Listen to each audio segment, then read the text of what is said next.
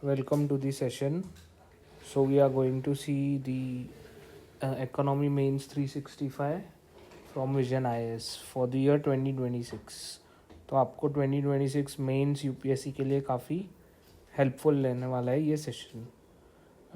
Continue करेंगे हम लोग लास्ट जहाँ पे छोड़ा था उस टॉपिक से.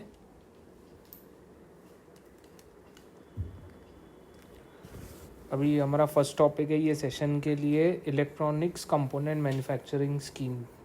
तो यूनियन गवर्नमेंट जो हमारी सेंट्रल गवर्नमेंट है उन्होंने यूनियन बजट 26-27 में अनाउंस किया है 40,000 करोड़ का package for electronic component manufacturing scheme. तो ये स्कीम के लिए इन्होंने 40,000 करोड़ एलोकेट किया गया है. एम क्या है ये स्कीम का? इंडिया को एक सेल्फ सस्टेनिंग इकोसिस्टम बनाने के लिए for domestic manufacturing, domestic component manufacturing and integrating India's electronic industry with global value chain. तो इंडिया की जो इलेक्ट्रॉनिक इंडस्ट्री है उसको ग्लोबल वैल्यू चेन में उसका शेयर बढ़ाने के लिए, इंटीग्रेट करने के लिए ये इसका एम है स्कीम का. और ये कैसे करने वाले हैं? They would be encouraging production of essential components, sub assemblies and raw materials within the country. इसको इम्प्लीमेंट कौन कर रहा है? Ministry of electronic and information technology. Incentives क्या दिए गए हैं इसके लिए? फिजिकल इंसेंटिव दिया जाएगा on target based segment products in terms of turnover. Turnover के ऊपर इंसेंटिव होगा, जैसे कि टर्नओवर लिंक्ड इंसेंटिव रहेगी, कैपेक्स इंसेंटिव रहेगा 5 ईयर्स के लिए, टर्नओवर इंसेंटिव रहेगी 6 ईयर्स के लिए, और एक हाइब्रिड इंसेंटिव रहेगा. इसके साथ टारगेटेड कंपोनेंट्स क्या हैं इनके? डिस्प्ले मॉड्यूल्स के ऊपर फोकस रहेगा, sub assembly camera modules, printed circuit boards, lithium cell enclosures, ये सारे टारगेट होंगे इनके. ठीक है, स्कीम में जो फोकस करने वाले हैं. ग्रोथ ड्राइवर्स क्या है इंडियन इलेक्ट्रॉनिक इंडस्ट्री के ऊपर? टेक्नोलॉजी एडॉप्शन है जो इंडस्ट्री 4.0. सबसे पहले इसमें टेक्नोलॉजी एडॉप्शन में सबसे पहले किसका इम्पोर्टेंस है? डिजिटल इंटीग्रेशन, जैसे कि एआई ऑटोमेशन हो गया, डेटा एनालिटिक्स हो गए, ऑप्टिमाइज प्रोसेस एफिशिएंसीज, एक तो ये हो गया. नेक्स्ट है growing domestic market. Domestic market भी बढ़ते जा रहा है, जैसे कि डोमेस्टिक डिमांड बढ़ गई, अफोर्डेबिलिटी, हायर अफोर्डेबिलिटी चाहिए लोगों को, मोबाइल पेनिट्रेशन है, स्ट्रॉन्ग डिवाइस मार्केट है, sustainability and EV focus, electronic EV के ऊपर फोकस ज़्यादा है, प्रोडक्शन के ऊपर, इको फ्रेंडली सोल्यूशंस के ऊपर फोकस है. चाइना +1 स्ट्रैटेजी, जैसे कि global manufacturer shifting to India है, resilient supply chains and uninterrupted production. तो ये सारे ग्रोथ ड्राइवर्स है. टेक्नोलॉजी एडॉप्शन एक हो गया. नेक्स्ट है ग्रोइंग मार्केट, जो डोमेस्टिक मार्केट है, ईवी के ऊपर ज़्यादा फोकस है, और चाइना +1 स्ट्रैटेजी जो दूसरे प्लेयर्स इंस्टेड ऑफ चाइना, मतलब चाइना के साथ में ही वो दूसरे कंट्रीज़ के ऊपर भी फोकस कर रहे हैं. की मैट्रिक्स कुछ देख लेंगे हम लोग. प्रोडक्शन में बूम है, 1 लाख करोड़ या 2 लाख करोड़ से 11 लाख करोड़ तक गया है, एंड इंडिया का सेकेंड लार्जेस्ट मोबाइल मैन्युफैक्चरर बन गया है. डोमेस्टिक मार्केट में भी ग्रोथ है. डोमिनेंट सेगमेंट्स है जो सबसे ज़्यादा 70% ऑफ शेयर होल्ड करते हैं, वो है mobile phones, consumer electronics, IT hardware and electronic components. Job creation के ऊपर भी स्टेटस है कि 25 लाख जॉब्स क्रिएट की गई है इन दी पास्ट डिकेड. चैलेंजेस अभी सबसे इम्पोर्टेंट हमें मेंस के लिए क्या है? इसमें कोई भी ऐसे आंसर आता है आपको इलेक्ट्रॉनिक इंडस्ट्री के बारे में, आप लोग ये कॉमन पॉइंट्स उसमें लिख सकते हैं चैलेंजेस के बारे में. चैलेंजेस, सबसे पहले चैलेंज क्या है? इम्पोर्ट डिपेंडेंस है हमारी कंट्री, इम्पोर्ट के ऊपर काफ़ी डिपेंडेंट है. जैसे कि India is a net importer for core components such as semiconductor devices, PCB, integrated circuits from China, Korea and Vietnam. तो इंडिया को ये सारी चीज़ें इंपोर्ट करनी पड़ती है स्टिल. इम्पैक्ट क्या होगा इससे? ट्रेड डेफिसिट हो जाएगा और सप्लाई चेन वर्नेरेबिलिटीज़ बढ़ जाती है. जैसे कोई कंट्री ने सैंक्शन लगा दिया या जियोपॉलिटिकल टेंशन्स हो गए तो इनकी सप्लाई रुक जाएगी और इंडिया को काफ़ी दिक्कतें आएगी. तो ये हमें डिपेंडेंस कम करनी पड़ेगी. कॉस्ट कॉम्पिटिटिवनेस गैप, जैसे कि मैन्युफैक्चरिंग इंडिया में 10 to 20% expensive as compare to China. China में लार्ज स्केल प्रोडक्शन होती है, ठीक है, वहाँ पे मैन्युफैक्चरिंग सेक्टर उनका बहुत स्ट्रॉन्ग है। इंडिया में 10-20% आपको वही चीज़ मैन्युफैक्चरिंग महंगी पड़ेगी as compare to China, Vietnam and Mexico. Because reasons क्या है इसमें, हाई इम्पोर्ट रहता है और एक्सपेंसिव रॉ मटेरियल रहता है, high logistic cost and limited economies of scale, ये सारे फैक्टर्स है। इंडिजिनस R&D डेफिसिट है इंडिया में इलेक्ट्रॉनिक सेक्टर के ऊपर, R&D के ऊपर ज़्यादा फोकस नहीं किया गया है। India's electronic sector is largely assembly oriented, तो हम लोग कंपोनेंट्स वहाँ से मंगाते हैं, रॉ मटेरियल बाहर कंट्रीज से मंगाते हैं and we just assemble here. जैसे कि कार के मैन्युफैक्चरिंग में भी आप देखोगे, 2 व्हीलर्स 4 व्हीलर्स के इसमें भी कंपोनेंट्स बाहर से लिए जाते हैं और यहाँ पे सिर्फ असेंबली होती है, ठीक है। सेम इलेक्ट्रॉनिक इंडस्ट्री में भी वही चीज़ है। तो इंडिया का जो R&D का इंफ्रास्ट्रक्चर है वो काफ़ी वीक है। इससे वीकनेस की वजह से क्या होता है, जो डोमेस्टिक डिज़ाइन है वो लिमिट हो जाती है of high value advanced components, तो ज़्यादा हम लोग उनके ऊपर फोकस नहीं कर पाते हैं। इसके अलावा दूसरा चैलेंज है ई वेस्ट क्राइसिस, ठीक है। E waste crisis, global E waste कितना होने वाला है, 82 मिलियन टन प्रेडिक्ट किया गया बाय 2030। इंडिया का शेयर इसमें रहेगा 5 मिलियन टन तक, ठीक है। तो काफ़ी सारा ई वेस्ट को मैनेज करना भी एक बड़ा चैलेंज है इलेक्ट्रॉनिक इंडस्ट्री के लिए। कंक्लूजन आप एक बार देख लीजिएगा, ठीक है। नेक्स्ट टॉपिक हम लोग देख रहे हैं इंसॉल्वेंसी एंड बैंक्रप्सी कोड के बारे में। तो पार्लियामेंट्री स्टैंडिंग कमेटी है जो फाइनेंस के ऊपर, इन्होंने एक रिपोर्ट प्लेस की है, review of working of insolvency and bankruptcy code and emerging issues. तो इन्होंने एक ये रिपोर्ट पार्लियामेंट में रखी है, पार्लियामेंट्री स्टैंडिंग कमेटी ने, ठीक है। अभी इंसॉल्वेंसी एंड बैंक्रप्सी कोड, ये जो एक्ट है 2016 का, इसके बारे में थोड़ी सी डिटेल्स हम लोग देखेंगे, थोड़ा सा बेसिक कंसेप्ट समझेंगे। ये क्या एक अम्ब्रेला लेजिस्लेशन है, एक ओवरऑल व्यू का इन्होंने एक लेजिस्लेशन बनाया है, लॉ बनाया है, जिसमें इंडियन लॉज को कंसोलिडेट करके and reorganisation and insolvency resolution of corporate persons, partnership firms and individuals के ऊपर फोकस करता है, ठीक है। It represents a paradigm shift from a debtor in possession to creditor in control model. तो ये उसका मेन फोकस रहा है। एप्लीकेबिलिटी किसके किसके ऊपर है, जो कंपनीज एक्ट के तौर पे बनाई गई है, लिमिटेड लायबल पार्टनरशिप्स बनाई गई है, personal guarantors to corporate debtors, partnership firms and individuals, सबके ऊपर ये लॉ एप्लीकेबल होने वाला है। 4 पिलर्स है इसके, मेन 4 पिलर्स है। फर्स्ट पिलर है insolvency and bankruptcy board of India, second है इंसॉल्वेंसी प्रोफेशनल्स, थर्ड है इंफॉर्मेशन यूटिलिटीज़ एंड फोर्थ है एडजुडिकेटिंग अथॉरिटीज़। ये 4 पिलर्स है ये लॉ के अंडर, ठीक है। इसके बाद देखेंगे सक्सेसेस एंड बिहेवियरल चेंजेस क्या है, जो रिपोर्ट में इन्होंने पब्लिश की है, रिपोर्ट जो टेबल की है उसमें इन्होंने बिहेवियरल चेंजेस एंड सक्सेसेस के बारे में बताया कि क्या क्या उन्होंने अचीवमेंट्स ये बिकॉज ऑफ दिस एक्ट उनको देखे हैं।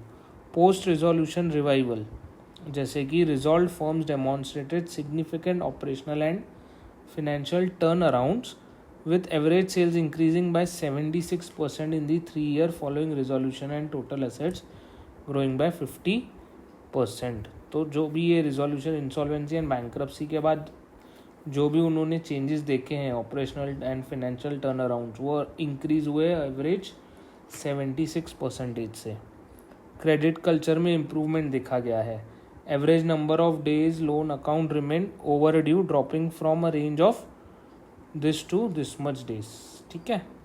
Debt settlement outside the court, the IBC's deterrent effect has led to settlement of significant debt before formal admission। Liquidity improve भी हुई है, around 80% तक liquidity improve हुई है। Key issues क्या है भी जो कमेटी ने रेस किए हैं, low recovery rate and asset valuation, expensive hair cut जिसमें सबसे पहले रहेगा, creditors realise approximately 170% of the liquidation value, overall recovery against total admitted claims is average 32% ही उनको देखा गया है। टाइमिंग ऑफ एडमिशन, जैसे कि firms often enter the IBC process when the assets are already heavily stressed और eroded, ठीक है। तो ये कब फाइल करते हैं, इंसॉल्वेंसी एंड बैंक्रप्सी के लिए जब उनके एसेट्स ऑलरेडी ख़त्म हो गए हैं, एरोड हो गए हैं, या फिर already they are into stress.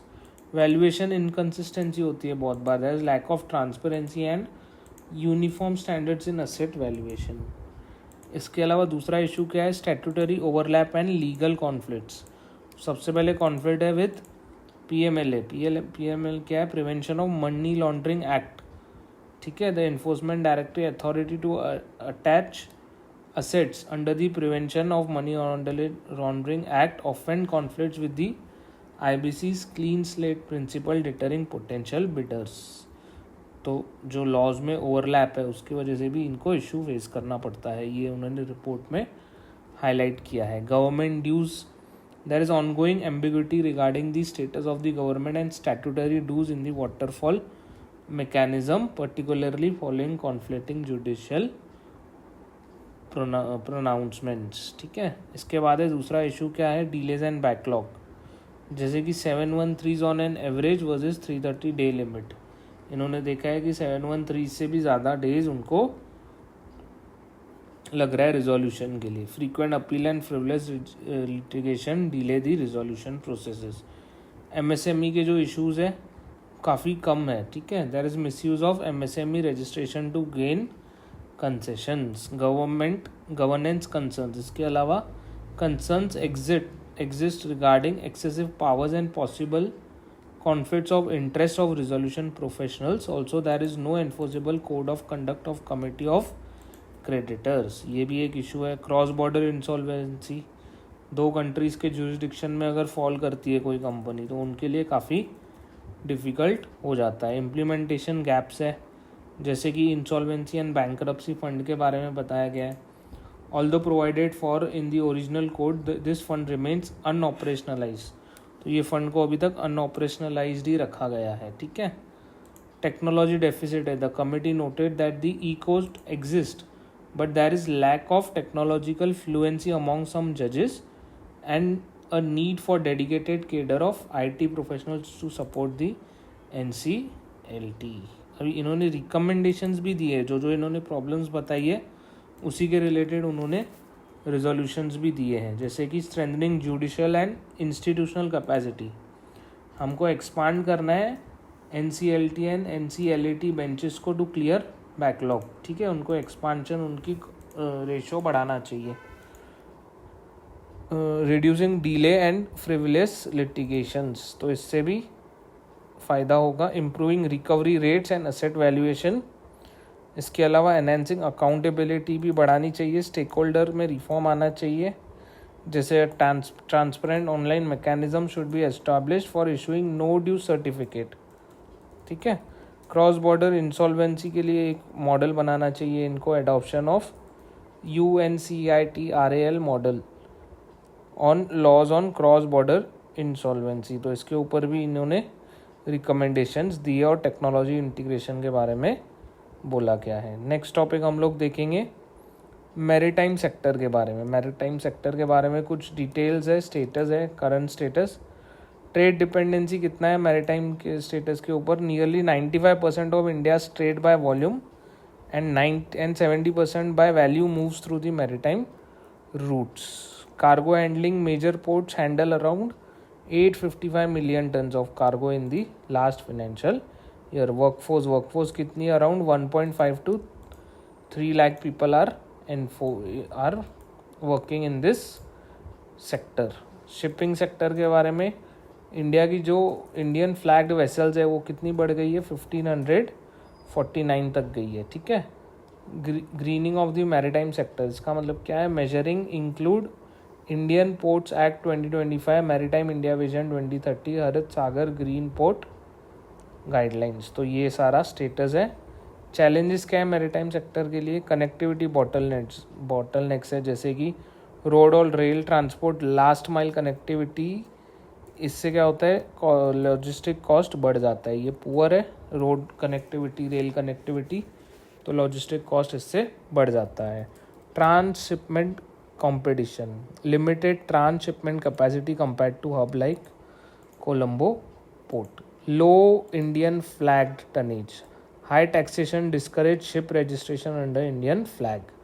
तो टैक्सेशन हाई है तो इसके लिए शिप्स भी इंडियन फ्लैग के मतलब इंडिया में रजिस्टर नहीं करती है कंपनीज, ठीक है। मैन्युफैक्चरिंग गैप्स है, India accounts for only 1% of the global ship building and imports over 95% of marine engines for commercial ships. Maritime security threat है जैसे terrorism, piracy, smuggling, illegal fishing, pollution and strategic threats from China and Pakistan. तो ये भी security threats भी maritime sector को face करने पड़ते हैं। प्रोग्राम्स अभी गवर्नमेंट ने क्या क्या लॉन्च किए हैं, सबसे पहले है मैरीटाइम इंडिया विजन 2030, 10 थीम्स इसमें लाई गई है।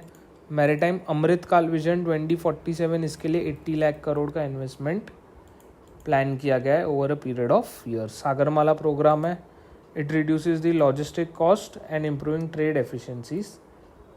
जल वाहक स्कीम, ये क्या करता है, it provides 35% operational cost reimbursement for inland water transport cargo movement, ठीक है। मेजर इनिशिएटिव्स क्या है इसके अलावा, मैरीटाइम इन्वेस्टमेंट रोड मैप, जैसे कि इंडिया ने सिंगापुर को रिसेंटली इनवाइट किया था and to join 1 lakh crore road map for ship building, port modernisation and green fuel collaboration. Digi Bhandar बनाया गया, नेशनल फ्रेमवर्क है to make ports AI enabled, data driven and interconnected, ठीक है, ये आपको मेंशन करना है। ग्रीन टग प्रोग्राम, जैसे कि deployment of 100 eco friendly tugs of by 2040 with the investment of 12,000 crore. तो ये मैरीटाइम सेक्टर के बारे में कुछ डिटेल्स थी। उसके बारे में एक एक्ट लाया गया था 2025 में, उसके बारे में हम लोग थोड़ा सा देखेंगे। तो अभी इस एक्ट को प्रेसिडेंट ने रिसेंटली असेंट दिया है, इसको मीन्स पास किया गया है, और ये रिप्लेस करेगा इंडियन पोर्ट एक्ट 1908 को। ऑलमोस्ट मोर देन 100 ईयर्स के बाद इंडिया ने इसमें रिफॉर्म्स लाए हैं इंडियन पोर्ट्स एक्ट में, ठीक है। फीचर्स क्या है, की features, statutory recognition to maritime state development council, तो इसको स्टैट्यूटरी रिकग्निशन मिल गया है ये एक बॉडी को। It was established by central government to make recommendations on legal framework, port sector growth, competition, efficiency and port connectivity. तो ये सारी चीज़ों के ऊपर ये बॉडी फोकस करने वाली है और इसको स्टैट्यूटरी रिकग्निशन मिल गया है। इसके अलावा स्टेट मैरीटाइम बोर्ड्स को भी स्टैट्यूटरी रिकग्निशन मिल गया है and they would be administrating non major ports within the respective states. Adjudicatory mechanisms है इसके अलावा, जैसे कि ईच स्टेट गवर्नमेंट कॉन्स्टिट्यूट करेगी dispute resolution committee to adjudicate disputes between the ports, ठीक है, other than the major ports. तो आपको ये चीज़ याद रखनी है, ठीक है, प्रीलिम्स के लिए भी इम्पोर्टेंट हो जाती है। Port tariff and charges for major ports, tariffs are fixed by the board of major authority और board of directors. Mega ports, जैसे कि सेंट्रल गवर्नमेंट स्टेट गवर्नमेंट के साथ मिलके नोटिफाई करने वाली है कुछ कुछ पोर्ट्स को एज दी मेगा पोर्ट्स, ठीक है। Emergency preparedness and response plan for safety, security, disaster management and pollution subject to central government approval and audit. Environmental and pollution control के लिए it mandates compliance with the international convention for prevention of pollution from ships, that is MARPOL convention and the ballast water treatment convention, इसके ऊपर भी act में उन्होंने बताया गया है। मार्पोल और बलास्ट वाटर मैनेजमेंट कन्वेंशन के बारे में थोड़ा सा यहाँ पे डिटेल लिखा गया है, आप लोग ये रीड करके समझ सकते हैं। इसके अलावा कंक्लूजन भी एक बार रीड कीजिएगा, जैसे कि इंडियन पोर्ट एक्ट जो 2025 में लाया गया, it is a landmark reform aiming to modernize port governance, promote efficiency and align India with the global maritime standards. However, concerns over need for classification of the mega ports and absence of appeal against penalties levied by the conservator must be addressed. With proper checks, the act can drive India's ambition of emerging as a top maritime nation by 2047. ठीक है, ये था Indian ports act 2025। Next है हमारे पास Sagarmala programme, इसको around 10 years हो गए हैं, तो इसके बारे में हम लोग थोड़ा सा डिटेल देखेंगे। It has achieved 118% growth in the coastal shipping over the last decade and by reducing the logistic cost and emission. Sagarmala project launch कभी किया गया था 2015 में by ministry of port shipping and waterways. का मेन एम क्या था? To accelerate economic development in the country by harnessing the potential of India's 11,098 kilometres की जो लॉन्ग कोस्ट लाइन है एंड 14,500 की किलोमीटर्स का नेविजेबल वाटरवेज है. इसमें इनको रिफॉर्म लाना था. फंडिंग स्ट्रक्चर क्या रहेगा? पब्लिक प्राइवेट पार्टनरशिप था. Internal and extra budgetary resources, grant in aid with high social impact and equity through special purpose vehicle. अभी 2025 में लॉन्च किया गया था Sagarmala 2.0 with a special focus areas including ship building, repair, breaking and recycling and port modernisation. इसके 5 components थे. Port modernisation and new port development first component, port connectivity enhancement, port linked industrialisation, coastal community development, coastal shipping and inland water promotion. ये इसके 5 components थे जिसके ऊपर ये programme launch किया गया था.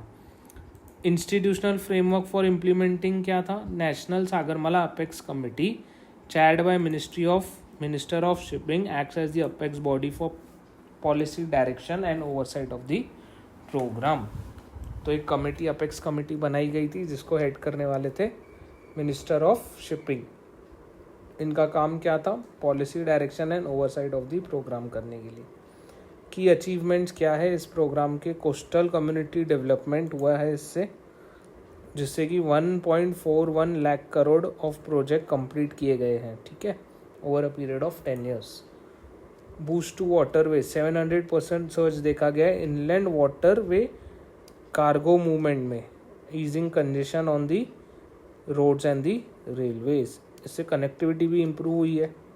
ठीक है.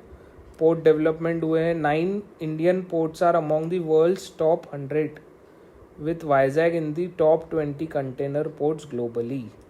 Average port turn around time it has become approx 2 days और ये इम्प्रूव किया गया है. Previously 10 years before it was 4 days, अभी ये हो गया है 2 days. Conclusion, Sagarmala 2.0 will position India as a hub for maritime innovation and sustainability, thereby steering towards global competitive maritime ecosystem that fuels economic growth, job creation and blue economy. ये था हमारा Sagarmala project के बारे में. Next है ship building industry. अब ये news में क्यों है? क्योंकि मिनिस्ट्री ऑफ पोर्ट शिपिंग और वाटरवे इन्होंने रिसेंटली नोटिफाई किया है operational guidelines for 2 flagship schemes, जो कि है ship building financial assistance scheme and ship building development scheme. ठीक है, इसके बारे में ऑपरेशनल गाइडलाइंस इन्होंने रिलीज़ की है. ठीक है, ऑपरेशनल गाइडलाइंस क्या क्या इन्होंने दिए? फर्स्ट इसके बारे में टीयर्ड फाइनेंशियल असिस्टेंट, जैसे कि 15 to 25% असिस्टेंट रहेगा for vessel cost depending upon the category. National ship building mission to oversee coordinated planning, demand aggregation and synchronise execution of ship building across the country. Ship breaking credit note दिया जाएगा after the scrapping of the vessels. ठीक है, credit note दिया जाएगा around 40% of the scrap value. इसके अलावा दूसरी जो स्कीम है शिप बिल्डिंग डेवलपमेंट स्कीम, इसके बारे में ग्रीनफील्ड इंफ्रास्ट्रक्चर डेवलपमेंट बताया गया है. It would offer 100% capital support for common maritime and internal infrastructure in the new clusters. Research and skill development के ऊपर establishing the Indian ship technology centre under Indian maritime university. Credit risk coverage के ऊपर guideline है providing government supported insurance to mitigate financial risk. Ship building sector के बारे में थोड़ा सा देखेंगे. India holds less than 1% of the global ship building market, significantly trailing leaders like China, South Korea and Japan. तो ये leading है इसमें शिप बिल्डिंग में. करंट कैपेसिटी इंडिया की क्या है? Annual output is around 0.072 million gross tonnage है with a target of 0.13 by 2030.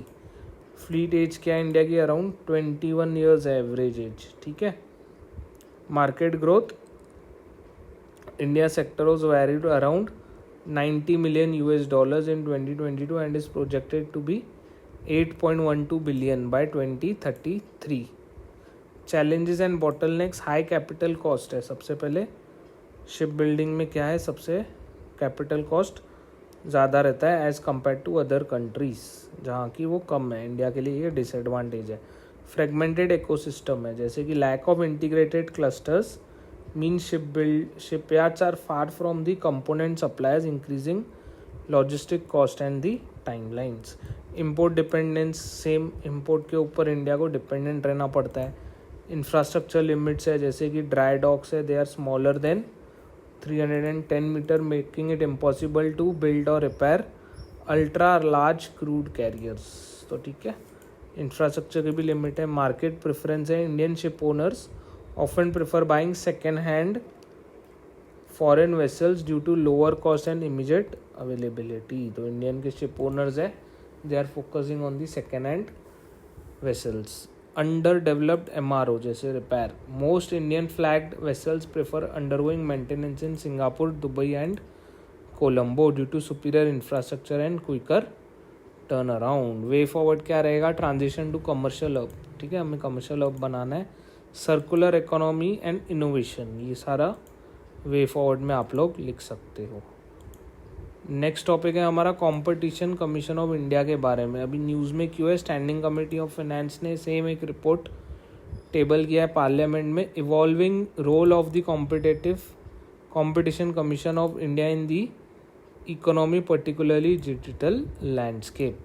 ठीक है, कंपटीशन कमीशन ऑफ के बारे में थोड़ी सी ब्रीफ डिटेल देखेंगे. एस्टैब्लिश किया था 2003 में under competition act 2002, but it became operational only after 2009. कौन सी मिनिस्ट्री के अंडर है, मिनिस्ट्री ऑफ कॉरपोरेट अफेयर. एक होता है चेयरपर्सन और 6 अदर मेंबर्स अपॉइंट किए जाते हैं सेंट्रल गवर्नमेंट के तौर से. अपीलेट अथॉरिटी क्या है, national company law appellate tribunal, जो कि कंपनीज एक्ट के अंडर बनाया गया था. अब इसका रोल क्या है, eliminate practice having adverse effect on the competition. सबसे मेन एम ये इनका रोल यही है. Inquire, investigate, pass order and impose penalty on anti competitive prices. Adopting to evolving challenges, जैसे कि डिजिटल मार्केट डिवीजन है, it was constituted by CCI to cope up with the challenges posed by digitisation to fair competition. अभी evolving challenges क्या है, इसके लिए सबसे पहले डिजिटाइजेशन. इससे क्या हुआ है, एफिशिएंसी तो इम्प्रूव हुई है, बट सिग्निफिकेंट चैलेंजेस भी आ गए हैं, जैसे कि tech firms as gate keepers controlling access between the consumer and the businesses. Network effects है, WhatsApp take it or leave it policy जो 2021 में लाई गई थी, compelling all users to accept the data collection terms to leverage networking effect. It was fined by the CCI, Competition Commission of India ने इनको भी fine किया गया था. डेटा एडवांटेज है, जैसे कि लार्ज टेक फर्म्स है, जो बड़े बड़े कंपनीज होती है, इनकी कैपेबिलिटी रहती है कि control vast amount of the user data and it undermines the ability of smaller firms to compete. The European Union regulators accused Amazon of misusing data from third-party sellers on its platform to gain unfair advantage in the retail sector.